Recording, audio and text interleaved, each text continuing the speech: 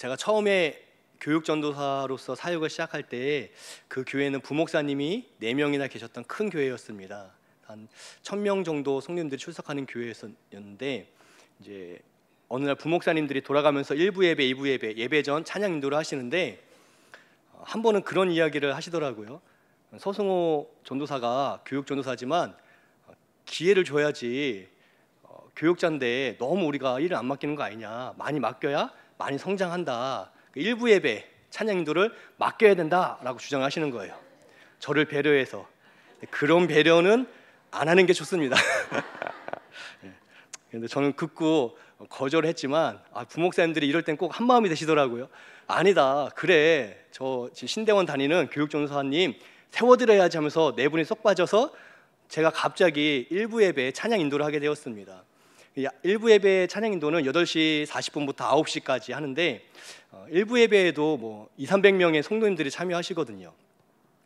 처음에 이제 긴장이 돼서 앞에서 이제 찬양 인도를 하라니까 찬양 인도를 했는데, 예배 후에 나이 지긋하신 어르신이 찾아오셨어요. 그러면서 웃으면서 해야지, 그렇게 인상을 빡 쓰면서 하면 은혜가 되냐고 막 혼내시는 거예요. 저는 아무 내막도 모르고, 제가 왜 혼나는지도 모르고 속으로 아니 앞에서 한번 해보시면 찬양 인도하시는 분들이 웃으면서 하는 게 이게 얼마나 어려운 일인지 막 긴장되고 성도님들 얼굴 다 보이고 막 이러는데, 죄송합니다, 뭐 할 말이 없었죠. 죄송합니다. 그래서 그 다음부터 이렇게 웃으면서 찬양 인도를 이게 웃는 건지 지금 막 경련이 생기는 건지 모르고 하고 있는데, 뭐 그렇게 한 2~3달을 잘했습니다. 하다가 어느 날 또 찾아오셨어요. 막 혼내시는 거예요. 오늘은 잘못한 게 없는데 어르신이 왜 그러실까 하니까 1부 예배 찬양 인도는 8시 40분부터 8시 59분 40초에서 8시 59분 59초 사이에 맞춰야지 9시가 딱 예배 시간인데, 오늘 15초가 제가 초과했다는 거예요. 하나님께 드리는 예배를 9시에 딱 드리게끔 해야지, 준비 찬양을 8시 59분 40초에서 59초 사이에 딱 마무리해줘야 목사님이 9시에 딱 예배를 시작하는데 전도사님이 우리 예배가 하나님께 약속을 못 지키게 했다고 막 화를 내시는 겁니다. 그래서 제가 그거를 어떻게 딱딱 맞출 수 있는, 이제 그 교회는 대신 초가 나오긴 했어요. 근데 초가 나와도 이렇게 찬양을 하다 보면 조금 일찍 끝날 때도 있고 조금 늦게 끝날 수도 있고, 또 저는 잘 못하는 사람이었기 때문에 그동안에는 그런 일이 없었는데, 그날 후렴 한 번 더 왠지 감동이 돼서 후렴 한 번 더 했는데 그게 초과가 된 거예요. 엄청 혼났습니다, 그분께. 내가 지금도 기억나. 제가 사역하면서 가장 많이 혼난 날이 그날이었어요. 뭐 맞지만 않았지 거의 맞은 것처럼 혼났습니다.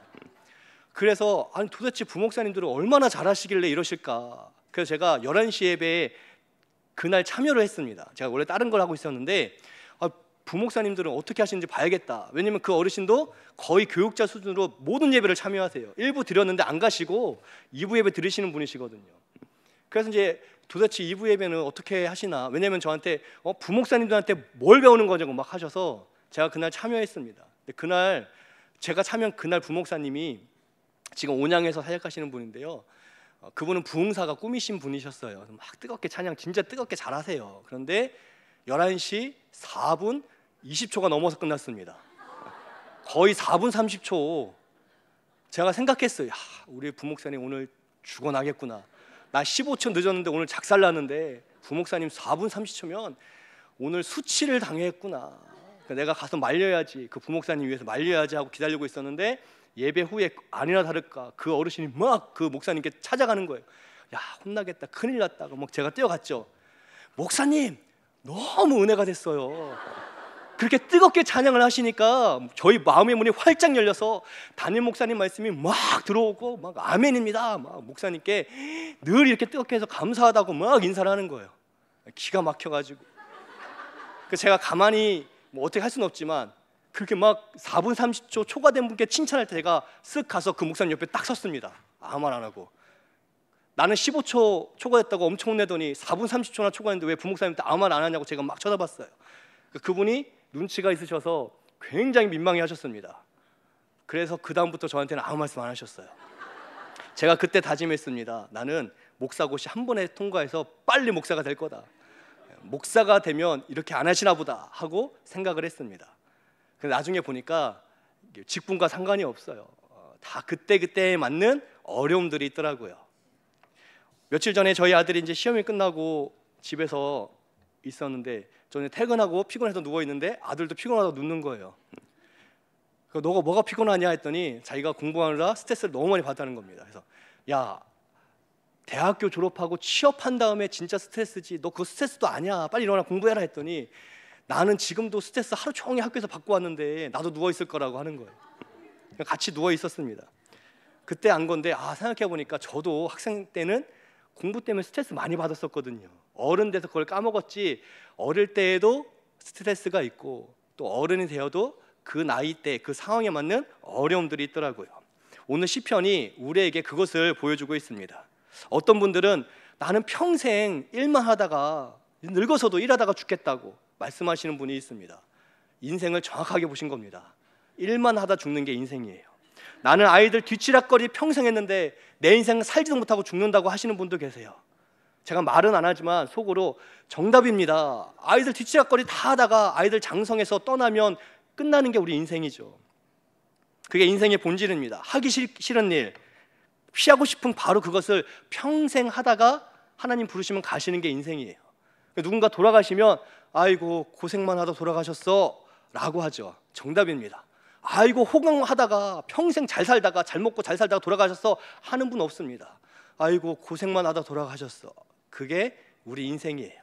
어릴 때는 어릴 때만의 어려움이 있고요, 커서는 커서 어른이 되어서만의 어려움이 있고, 노년이 되면 노년에 맞는 어려움이 찾아오는 게 인생입니다. 다윗이 지금 그 고백을 하고 있어요. 오늘 1절에서 여호와여 나의 대적이 어찌 그리 많은지요 나를 치는 자가 많으니이다. 대적이 많아도 너무 많습니다 이야기하고 있어요. 이건 다윗의 말년의 고백입니다.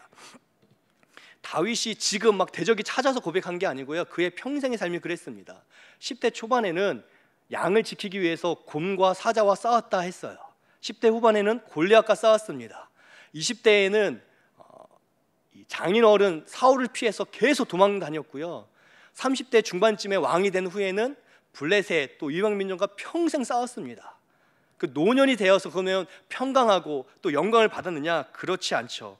오늘 말씀의 배경이 뭐냐면 아들 압살롬이 반역을 일으켜서 도망치면서 하는 시입니다. 도망치면서 고백하는 게 하다 이제는 내 아들도 나를 죽이려고 하는구나 라면서 쓴 시예요. 내가 평생에 어릴 때에도 대적이 있었고 청년일 때에도 대적이 있었고 중년에도 대적이 있었는데 이제 노년 하나님 부르심을 얼마 앞둔 지금도 대적이 있는데 하다 이제는 아들까지도 나를 죽이려고 하는구나. 나의 대적이 어찌 이렇게 많습니까? 라고 한탄하며 다윗이 고백하고 있습니다. 2절에 보니까 많은 사람이 나를 대적하여 말하기를 야, 저 다윗은 하나님께 구원받지 못한다 라고 말한다는 거예요. 이 사람들 누구냐? 이스라엘 사람들입니다. 이스라엘 사람들이 보니까 그동안에는 이방 민족과 싸우고 이방 민족이 조롱하는 건 버틸 수 있었는데 아들 레미가 반역을 일으켜서 도망치고 있으니까 이스라엘 사람들이 뭐라고 하냐면 저 아들 잘못됐다, 압살롬이 문제다 하지 않고요, 저거 다윗 보니까 얼마나 하나님 앞에 잘못했으면 아들에게 의해서 쫓겨나냐, 저 다윗 봐라, 저거 평생토록 왕이라고 막 승승장구한다고 하더니 저렇게 비참하게 도망가는 거 보니까 하나님이 다윗을 버렸다. 이게 이스라엘 백성들의 평가였습니다. 얼마나 비참한 평가입니까? 사무엘하 15장 30절에 다윗이 압살롬을 피해 도망가는 장면이 기록되어 있는데요, 이 15장 30절 뭐라고 나오냐면 예루살렘 성전 성 옆에 감람산이 있습니다. 허겁지겁 감람산으로 도망가는데 감람산으로 도망갈 때에 다윗이 고개를 푹 숙이고 도망갔다. 고개를 못 드는 건 너무 창피하죠. 말년에 영광 가운데 있는 게 아니라 아들이 반역을 일으킨 사람이니까 얼마나 부끄럽습니까? 이스라엘 백성이 야, 저거 다윗 하나님이 버리셨다.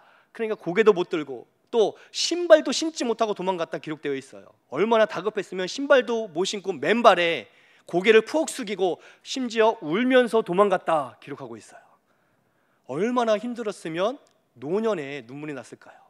어린 아이들은 겁먹으면 눈물이 금방 나지만 여러분, 장성하고 어른이 되면 힘들어도 자존심 때문에라도 눈물 흘리지 않습니다.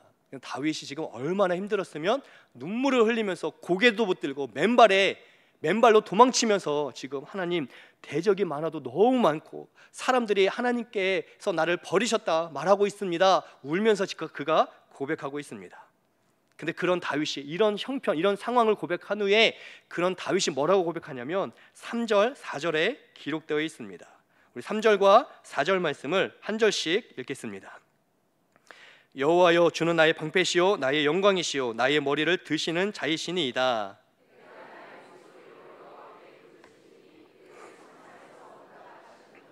아멘. 지금 다윗이 이런 비참한 현실 속에서 뭘 선택했냐면 나는 하나님을 바라보는 것을 선택하고 있습니다 라고 고백하는 거예요. 대적들이 있었습니다. 그것도 아들이었습니다. 근데 그 아들 압살롬을 또 쫓아오는 군인들을 쳐다보지 않고 또 사람들의 평가, 비난하며 저 다윗 하나님 잘 믿는 줄 알았더니 구원받지 못했구나, 하나님이 버리셨구나 하는 사람들의 말에, 사람들의 조롱에 귀 기울이지 않고 다윗은 이런 상황에도 여호와여, 나는 주님을 봅니다. 주님은 나의 방패가 되시고 영광 되시고 내가 비록 지금 고개 푹 숙이고 창피하여 도망가지만 이 머리를 들게 하시는 분도 하나님이십니다. 나의 머리를 드시는 분이 하나님이십니다 라고 고백하고 있습니다. 왜 그렇게 다윗은 이런 큰 어려움 속에서도 나는 하나님을 바라보겠습니다 고백하냐면 8절 말씀 때문입니다. 8절 말씀을 보시면 구원은 여호와께 있사오니, 구원이 하나님께 있기 때문에, 하나님 구원이 하나님에게만 있기 때문에 저는 하나님을 바라봅니다. 나를 도와주고 나를 세워주고 내가 고개를 푹 숙이고 도망갈지라도 내 머리를 다시 영광 중에 들어줄 분은 사람들이 아니라, 환경이 아니라, 세상이 아니라 하나님밖에 없기 때문에 나는 하나님을 주목합니다. 그가 도망가는 중에도 비참한 현실 속에서도 믿음으로 고백하고 있습니다. 여러분, 구원이 하나님께 있는 게 얼마나 감사한 줄 아십니까? 만약 하나님이 우리를 구원해 주시고 구원의 징표를 우리에게 주셨고 이 구원을 우리가 갖고 있다면, 그래서 구원이 이미 나에게 있다면 여러분, 우리가 행복할까요? 우리는 너무 소중한 것을 쉽게 잃어버립니다. 제가 대학생이 딱 되는 순간에 저희 어머니가 저를 사랑하셔서 대학생들이 할 만한 아주 얇고 이쁜 금목걸이를 선물해 주셨어요. 저는 평생에 이렇게 이쁜 목걸이가 있나 너무너무 감사했습니다. 입학 선물로 어머니께서 그렇게 해주셨어요. 어느 날 보니까 없어졌어요. 언제 잃어본지도 모르겠어요. 일주일도 안 됐는데 그거 하고 입학했는데 한 3, 4일쯤 보니까 없는 거예요. 내가 뺀 기억이 없는데 너무 소중하고 너무 감사하고 어머니께 너무 감사해야 되는데 잃어버렸습니다. 혹시 금 목걸이 주우신 분 있으면 빨리 자수하셔서 저랑 똑같지 않아도 괜찮습니다. 주시면 제가 믿음으로 받겠습니다. 20년 넘게 찾고 있는데 아직도 못 찾고 있어요. 우리는 너무 소중하다 생각하는 것을 너무 쉽게 놓치고 잃어버립니다. 가족이 너무 소중한데 돈 버느라 가족을 놓칠 때가 많고요. 우리 자녀들 너무 귀하다, 근데 열심히 벌어서 후원해주고 도와주고 이렇게 해야지, 근데 그러다가 자녀를 놓치는 경우가 많죠. 건강이 너무나 소중한데 건강을 잃어버린 후에야 아이고 내가 너무 잘못 살았어 후회하는 경우도 생깁니다. 구원이 우리에게 있었다면 여러분, 우리는 그 구원을 하찮게 여겼을 가능성이 굉장히 큽니다. 너무 소중한데 이미 내 손 안에 있다고 생각하면 잃어버릴 가능성이 큽니다. 바쁘고 분주해서 어디다 뒀지? 라고 놓칠 때도 있습니다. 만약 구원이 또 다른 사람에게 주어졌다면, 그 다른 사람이 내 구원을 좌지우지할 수 있다면 여러분, 그럼 우리는 평생 그 사람의 비위만 맞추다가 살다가 끝날 수도 있어요. 그렇게 비위를 맞췄을지라도 그 사람이 마지막 순간에 나 안 줄 건데 하면 끝입니다. 사람의 마음은 변덕이 심해요. 어제까지 사랑해서 내가 구원 너 줄게 했지만 오늘 싫어, 나 안 줄 거야 할 수 있는 게 사람입니다. 구원이 다른 사람에게 있는 거는요, 비극이죠. 근데 하나님께서 오늘 정확하게 우리에게 가르쳐주고 계시는데 구원은 하나님께 있다는 거예요. 오늘 8절에서 다윗이 그것을 정확하게 고백하고 있습니다. 구원이 하나님께 있습니다. 비록 압살롬이 많은 군사들을 데리고 쫓아오고 있지만, 내막을 모르는 이스라엘 사람들은 하나님이 다윗을 버렸다라고 조롱하고 있지만, 그러나 하나님 힘들고 괴롭지만 부끄럽지만 그러나 구원은 하나님께만 있기 때문에 나는 하나님을 바라봅니다. 다윗이 믿음으로 고백하고 있습니다. 하나님께서 구원을 베푸시되 한량없이 베풀어 주시고, 하나님은 인색함으로 베풀지 않고 변덕스럽게 줬다 뺐다 하지 않고 한번 구원을 베푸시기로 작정한 영혼을 끝까지 지켜주시는 분이라는 것을 다윗은 알았기 때문에 비참한 현실 속에서도 다윗은 나는 하나님을 바라보고 하나님을 주목하고 하나님을 의지합니다 고백하고 있습니다. 제가 오늘 아침에도 느낀 건데요, 담임 목사님께서 말씀 전하실 때 아멘 잘 안 하시잖아요. 제가 생각했습니다. 장로님들께서 버튼 하나 만들어주면 좋겠어요. 그래서 딱 버튼 누르면 여기 탁 올라오는 거예요. 그래서 하나님 여러분을 지켜주십니다 하면 기계적으로 아멘 하시는 거죠. 타이밍을 못 잡으신 것 같으니까 하나님 여러분을 지켜주시고 아멘 하고, 하나님 여러분 함께 하시고, 여기서 톡톡 누르기만 하면 여러분이 지금이 아멘 하나보다 하고서 주무시다가도 뭔가 올라오면 이렇게 훈련을 좀 해야겠다. 기계를 하나 설치해야겠어요. 얼마 안 될 것 같습니다. 또 우리 맥가이버 이균수 지사님이 잘 만들어 주실 것 같아요. 그래서 여기서 누르면 탁 올라오면 아멘. 그리고 또 눌러서 이쪽에 올라오면 주여 주여. 우리가 얼마나 큰 죄인이니까 하면 그때 아멘 하시면 안 돼요. 주여 하셔야지. 그래서 아멘 주여 아멘 주여 이렇게 손가락 2개랑, 설교하시는 분들은 손가락 2개 활용해서 이렇게 해야 되지 않을까 싶습니다. 하나님께서 우리를 구원해 주시는데, 특별히 다윗이 내가 고개를 푹 숙이고 가지만 내 머리를 들어줄 분 하나님이십니다, 지금 3절 4절에 고백하고 있죠.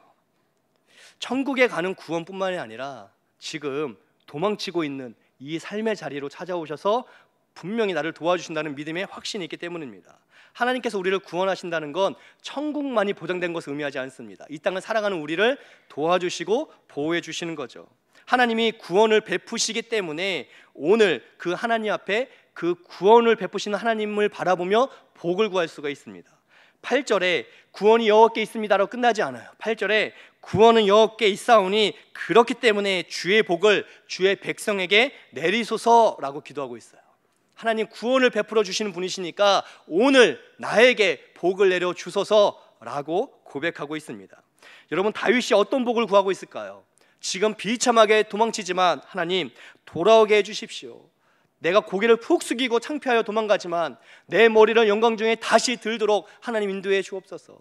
내가 다시금 이스라엘에 하나님 세우신 왕인 것을 만백성 알도록 돌아오게 해 주옵소서라고 복을 구하고 있습니다. 그건 세속적인 복이 아니에요. 구원을 베푸신 하나님을 믿기 때문에 간구하고 믿음으로 하나님을 의뢰하는 기도였고, 우리는 이 3편의 고백을 했던 다윗은 몰랐지만 우리는 이 고백의 결과를 압니다. 하나님이 결국 다윗을 이스라엘의 영광 중에 돌아오게 하시고 회복시켜 주셔서 70세까지 노년에 부르시는 그날까지 하나님이 왕으로 세워주셨음을 우리는 알고 있습니다. 그럴 수 있었던 이유는 다윗이 하나님께 복을 구했기 때문이죠. 우리도 마찬가지입니다. 우리가 직면한 여러 가지 어려움들이 있습니다. 현실들이 있죠. 그럴 때 우리가 그 직면한 현실의 문제를 가지고 기도해야만 합니다. 건강에 문제가 있다면 건강을 위해서 기도해야 됩니다. 회복해 달라고 기도해야 되고요. 경제적인 어려움이 있을 때 마냥 주저하는 게 아니라 하나님께 나와 부르짖어야만 합니다. 영적인 어려움이 있을 수 있습니다. 하나님 기도의 문이 막힌 것 같고 예배 들어도 마음의 문이 닫힌 것 같을 때 그냥 가만히 있으면 해결되지 않습니다. 그 답답한 심령을 가지고 주께 나와 간구하고 기도하고 주의 은혜와 복을 구해야만 합니다. 사람과의 관계에 어려움이 있을 때 그거 아무리 인간적인 생각으로 풀려고 해도 풀리지 않습니다.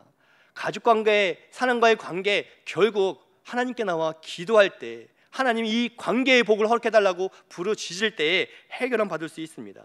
우리를 구원하시기 위해 아들 예수 그리스도를 십자가에 내주신 그 하나님께서 어떤 복을 우리에게 주는 것을 주저하시겠습니까?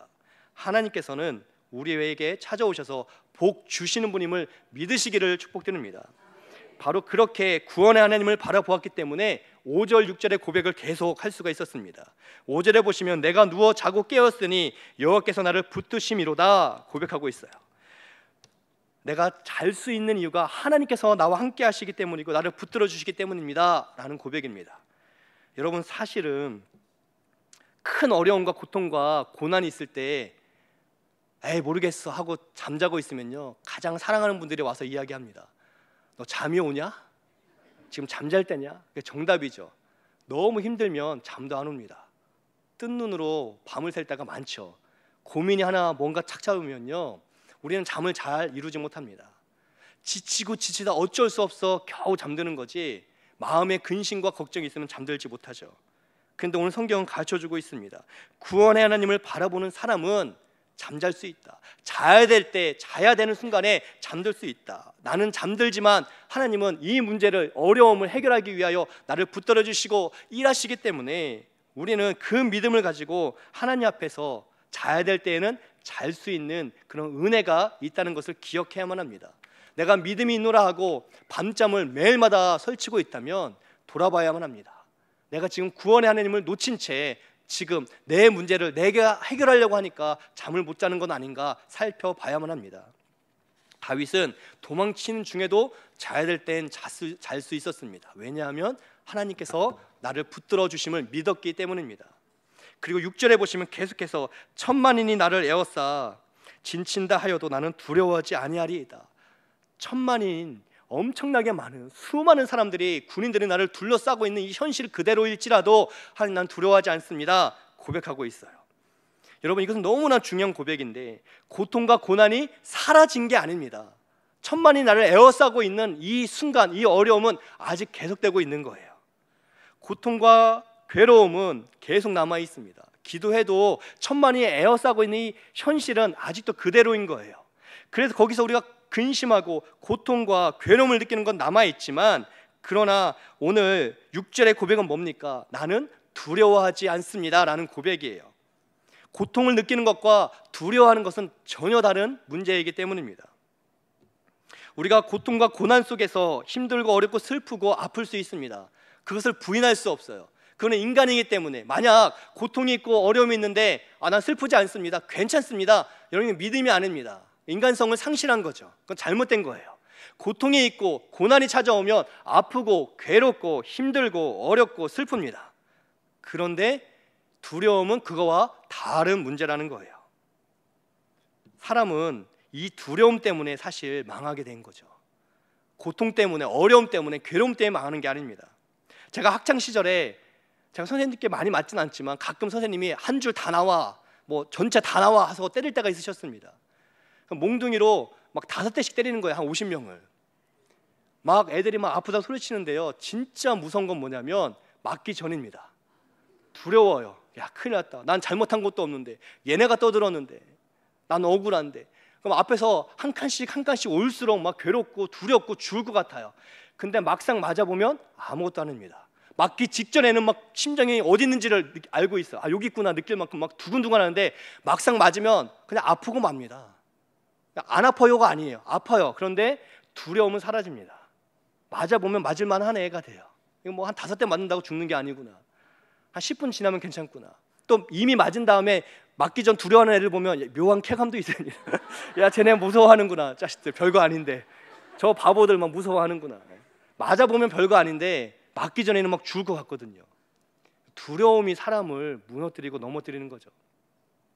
당장 돈이 없어 죽을 것 같다는 두려움이 찾아옵니다. 근데 그런 순간을 수십 년 동안 수도 없이 넘어보셨잖아요. 돈이 없어 죽는 게 아닙니다. 돈이 없어 내가 끝났구나 하고 포기하는 순간에, 두려움이 찾아오는 순간에, 내가 건강에 잃고 무슨 병에 걸려서 죽는 게 아닙니다. 나 이러다 끝났구나, 죽는구나, 두려움이 찾아오는 순간에 그 병 별것도 아니고 고칠 수 있는 병인데 나는 이러다 죽을 거야 라고 두려워하다가 결국 두려움 때문에 사람이 낙심하여 절망하여 죽음의 길로 가는 거죠.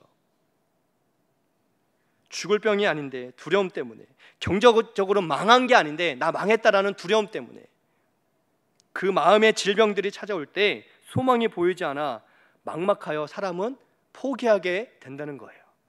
오늘 시편이 가르쳐주는 게 바로 그것입니다. 문제는 그대로 있죠.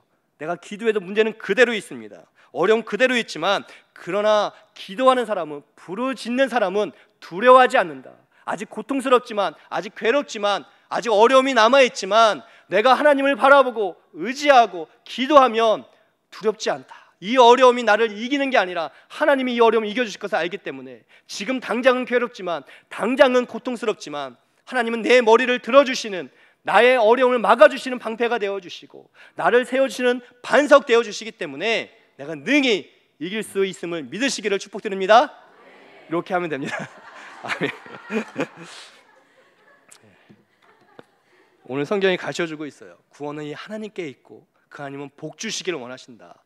그렇기 때문에 어려움이 찾아올 때 힘들지만 괴롭지만 그 고난보다 어려움보다 더 크신 하나님을 바라보고 부르짖고 기도하고 하나님의 복을 구하라 말씀하고 있습니다. 혹 그럼에도 두려움이 있는 분들이 있다면, 여러분 그럴 때 그 두려움이 더 크게 찾아온다면 그럴 땐 더 크게 기도하시기를 축복드립니다. 우리가 크게 기도해야만 합니다. 제가 옛날 호주에 있을 때, 호주는 오후 4시면 모든 마트가 문을 닫습니다. 근데 제가 과자가 너무 먹고 싶었어요. 3시 한 반쯤 됐는데 문 닫기 전에 과자를 사와야겠다. 근데 호주는 마트가 멀리 떨어져 있습니다. 차 타고 가야만 했어요. 차를 타고 막 달렸습니다. 비가 엄청 왔습니다. 폭우가 쏟아지는 날이었어요. 제가 폭우를 뚫고 정말 사명감을 갖고 과자 하나 산다고 막 갔는데 도착한 순간 4시가 넘었어요. 엄청 큰 마트인데 아무도 없는 거예요. 막 문을 두드렸죠. 혹시 종업원 있으면 여기까지 왔으니까 살려고.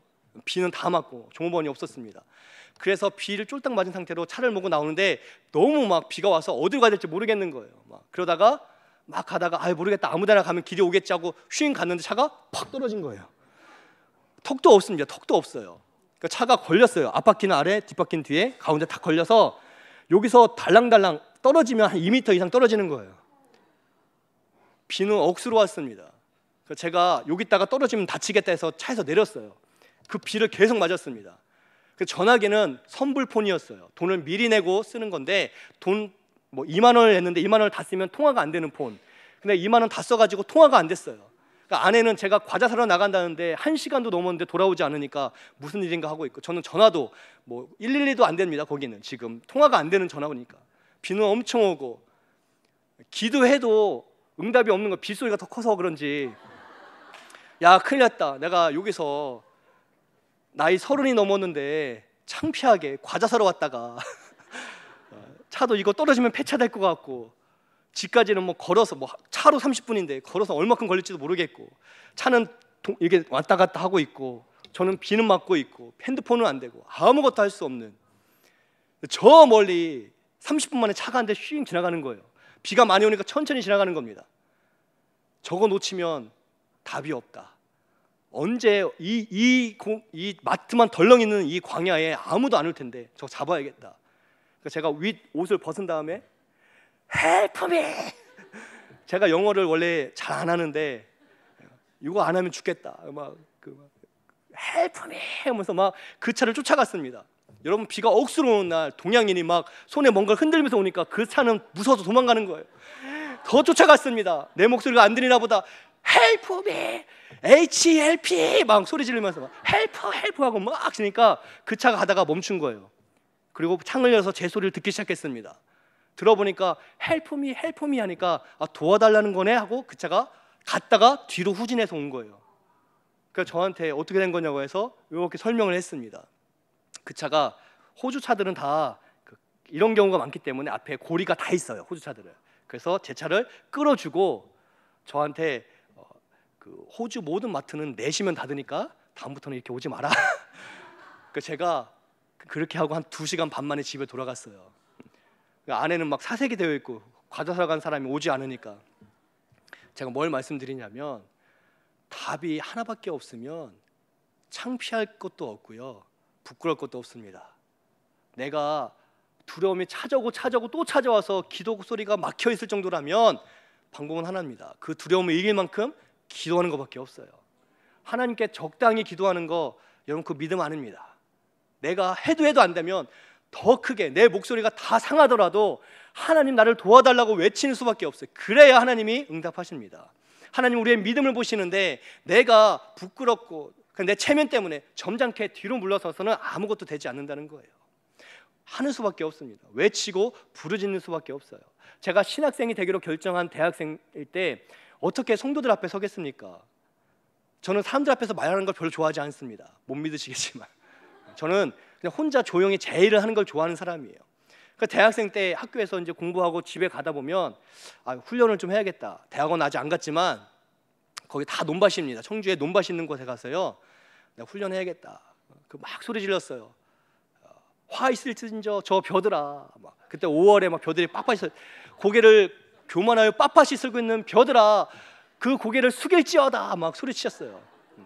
회개하라. 근데 막 안 숙여요. 5월인데 안 숙여요.